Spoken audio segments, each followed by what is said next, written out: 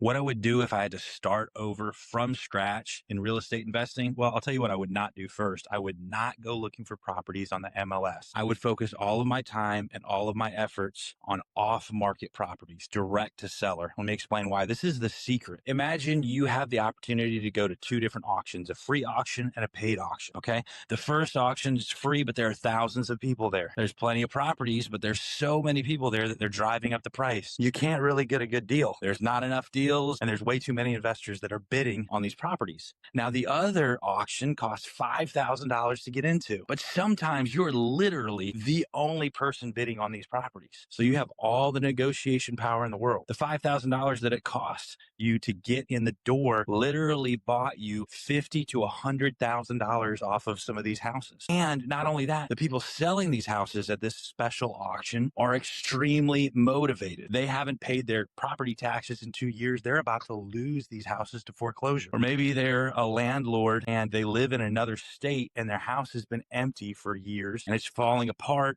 and it's got code violations and the city's about to bulldoze it, but there's still a lot of value in this property. That's what happens when you go direct to seller. Now, if you want to learn more about that, follow me and I'll teach you how to do that. But we're going to move on because the next thing that I would do if I were going to start over is I would focus on structuring deals where I have the maximum amount of control for the longest period of time so that there isn't a lot of pressure on me to exit right away. So a lot of newbies, what they'll do is they'll put a property under contract for 2 weeks or a month, and they'll try to find somebody else to buy that property within those 2 weeks or a month so that they don't actually have to bring the cash to the closing table. And it works. When you get good at this and you build up a buyer's list, you'll be able to do that all the time. But when you're first starting out, you don't want to put that kind of pressure on yourself. You might not have built up a good buyer's list. So what do you need to do? You need to, one, negotiate an amazing price, and two, negotiate a time period that allows you the time that you need to find a good buyer. And my favorite way to do this is through owner financing. You can either A, get the seller to agree to a down payment and then a 10, 15, or 20-year term, usually going to be a little bit higher of an interest rate if you go this route. It's not my favorite route, but it is an option. I do it. Your other option is to get the seller to agree to a 6-month or a 1-year balloon where you have them completely paid off in that period of time. And until you pay them off, you're paying them a monthly interest-only payment. You tell them, look, I'm sure it's probably going to be sooner than this, but in order to cover my butt, I'm going to do a 1-year balloon. They give you the deed.